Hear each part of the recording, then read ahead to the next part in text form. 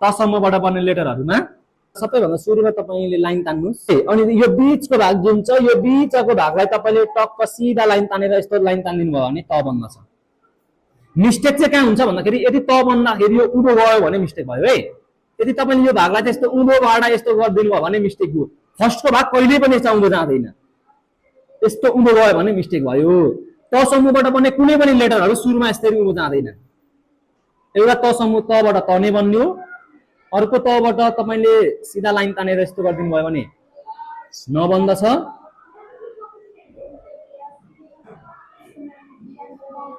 अर्को के भन्दछ ल भन्दछ हो। अब यो नबनाउँदा पनि यहाँ ध्यान दिनुस् है तपाईले। नबनाउँदा पनि तपाईले यस्तो उँभो लानु भयो भने यो पनि मिस्टेक हो। किनभने हाम्रो नियम भनेको सुरुमा उँभो जाँदै जाँदैन। त उँभो नगएपछि अरु लेटर पनि यसरी उँभो लानु भयो भने यो पनि मिस्टेक। ल बनाउँदाखेरि तपाईले यस्तो उँभो लागेर यस्तो गर्नुभयो भने यो पनि मिस्टेक। तसर्थ मिस्टेक नगरिकन लेख्नको लागि यसलाई मैले मेटिदिए। मिस्टेक नगरिकन लेख्नको लागि एकचोटी फेरि ध्यान दिनुस्। हजुर यसबाट जम्मा 3 वटा लेटर मात्रै बन्दैछन्। त सिधा लाइन तान्दिनुस्। न तपाईले सिधा एउटा लाइन। अब यो लाइनसँग बराबरी हुने गरी अर्को पनि यसरी त बनाइदिनु भयो भने ल भन्दछ। यसरी तपाईले तसम्मले लेटरलाई सजिलैसँगले निर्माण गर्न सक्नुहुन्छ। अब आयो पसम्म है। पसम्मबाट बन्ने लेटरहरुमा चाहिँ किनभने यो पसम्म हो तसर्थ हामीले पसम्मबाट लेटर बनाउँदै छौं। सबै पसम्मबाट प नै बने। अब पसम्मबाट बीचमा काट्दिनु भने एउटा स बन्छ, अर्कोलाई पछाडीबाट लगिदिनु भयो भने फ बन्छ। सक्यो लेटर। पसम्म एउटा प, अर्को तपाईले प बनाउनुस् यसरी यसलाई बीचमा काट्दिनुस् स। यसरी हामीले पसम्मबाट पनि लेटरलाई बनाउन सक्छौं। एउटा त प बन्यो, अर्को स बन्यो पबाट, अर्को फ बनाउन सक्छौं। यो जसम्म भनेको चाहिँ सबैभन्दा सुरुमा तपाईले लाइन तान्नुस्। सिधा हेर्नुस् है यसको नियम भनेको लाइन र बीचको भागलाई तपाईले सिधा लाइन तान्नुस् र ठ्याक्कै यो बीचको भागलाई लगेर तपाईले यस्तो माथि राख्दिनुस्। यो लाइन जति तान्नु भएको छ त्यो भन्दा केही तलसम्म होस्। माथि गयो भने चाहिँ मिस्टेक भयो तपाईको।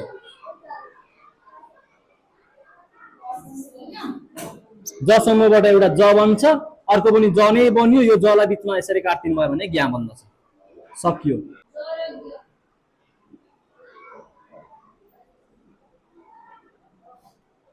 यसरी तपाईले जसम्मलाई पनि ट्राई गर्न सक्नुभयो। जको यो बीचको भागबाट तपाईले यसरी घुमाउनु पर्यो ल। यो जसम्मको बीचको भागबाट घुमाउनु पर्यो।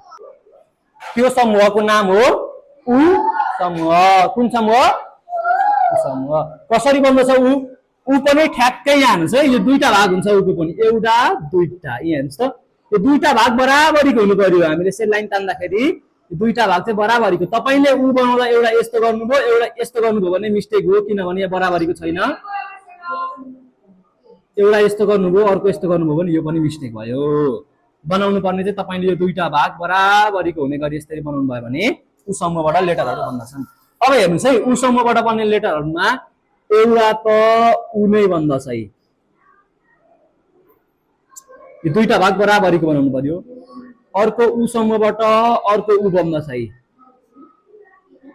अब उ समूह हो तसर्थ सबैभन्दा सुरुमा उ बन्छ। अनि हजुरलाई यस्तो लाइन तान्दिनु भयो भने के बन्दछ? अ बन्दछ। अको चाहिँ ठ्याक्कै यो बीचको भागबाट छैन है। यो ठ्याक्कै तल्लोको भागबाट हामी यसरी लाइन तानेका छौं। तपाईले अ बनाउँदाखेरि चाहिँ यो मुनिको भागबाट लाइन तान्नु पर्यो। उ बन्दछ र अर्को अ बन्दछ। उ समूहबाट अ बनाइसके पछाडी आ पनि बन्छ यहीबाट। हेर्नुस् त यति गरेपछि अ बनाउनु भयो, यति गरेपछि आ बनाउन सकियो यहाँबाट। अब यो आ बनाइसके पछाडी फेरि अर्को लेटरलाई पनि बनाउन सकिन्छ हामीले यसरी। आ बनाएपछि अर्को लेटरलाई पनि बनाउन सकिन्छ, औ बनाउन सकिन्छ। अब अ बनाउनु सुरुमा आ बनाउनुस्, त्यसपछि यसलाई माथिबाट दिनुभयो भने ओ बनाउन सकिन्छ यसरी। तपाईले यति गर्नुभयो भने अ बन्दछ। यसलाई माथिबाट थोप्ला दिनुभयो भने के बन्दछ? अम बन्दछ। यति गर्नुभयो भने अ बन्दछ है। हो यसरी तपाईले बनाउनु भयो भनेदेखि उ समूहबाट पनि लेटरहरु बन्दछन्। यसरी हामीले नेपालीको अक्षरको संरचनालाई समाप्त गर्न सक्दछौं। अनि यस पछाडि तपाईहरुलाई म एकार ओकारको कुरा पनि म सिकाउँछु है यसैमा। ले यहाँ हेर्नुस् है त।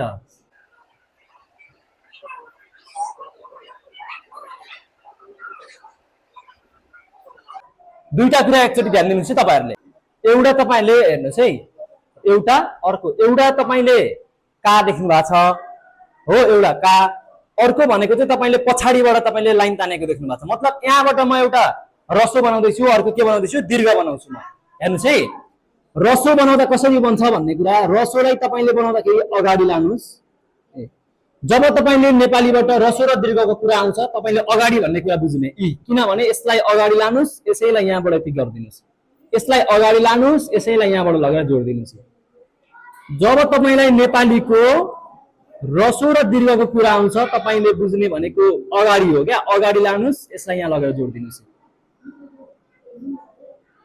जब तपाईलाई रसो र दीर्घको कुरा आउँछ तपाईले के बुझ्नु पर्यो भन्दा तपाईले अगाडि बुझ्नुस् है, अगाडि दिनुस्, यसैलाई लगेर यहाँ दिनुस्। तपाईले अगाडिबाट लगेर यहाँ जोड दिनु हो भने रसो, यसैलाई थोरै अगाडि लानु र यसलाई यहाँ माथि लगेर जोड दिनु हो भने दीर्घ भन्दछ। तपाईले बनाउनु पर्ने भनेको एउटा अगाडि हो, यसलाई यहाँबाट यति गर्नुभयो भने अगाडिबाट, तपाईले यसैलाई यहाँबाट नबनाउनुस्। सबै लेटरको प्र्याक्टिस हुन्छ यसै, यसरी तपाईले प्र्याक्टिस गर्नुभयो भने रसो र दीर्घलाई प्र्याक्टिस सबै लेटरको है। जस्तै अरु लेटरको पनि ट्राई गर्नुस्, जस्तै त को ट्राई गर्नुस्, जस्तै न को ट्राई गर्नुस्। रसो र दीर्घ चाहिँ तपाईको अगाडि हुनु पर्यो, अगाडि। रसो र दीर्घ चाहिँ तपाईको कता हुनु पर्यो, अगाडि हुनु पर्यो। यो कुरालाई चाहिँ तपाईले ध्यान दिनुस्। यति भएपछि तपाईको रसो र दीर्घ, जब रसो र दीर्घको कुरा आयो अगाडि भन्ने कुरा बुझ्नुस्। यस्तो गर्नुभयो भने चाहिँ मिस्टेक, यस्तो दिने बानी छ भने चाहिँ यो चाहिँ तपाईको मिस्टेक हो। यस्तो यस्तो दिनुभयो भने तपाईको मिस्टेक हुने रहेछ। ल तपाईको ख बनाउनुस्, खलाई खो बनाउनुस्, माथिबाट हामीले यस्तो दियौं ए खौ बनाउनुस्, तपाईले यसलाई यस्तो यस्तो यस्तो दिनु पर्यो तपाईले। यति भएपछि चाहिँ तपाईको लगभग लगभग हामीले नेपाली ह्यान्डराइटिङलाई समाप्त गर्न सक्छौं। यति भएपछि अरु सबै लेटरहरु बन्दैछन्। क देखि ज्ञ सम्मका लेटरहरुको सम्पूर्ण स्ट्रक्चर चाहिँ यसरी हाम्रो समाप्त हुन्छ।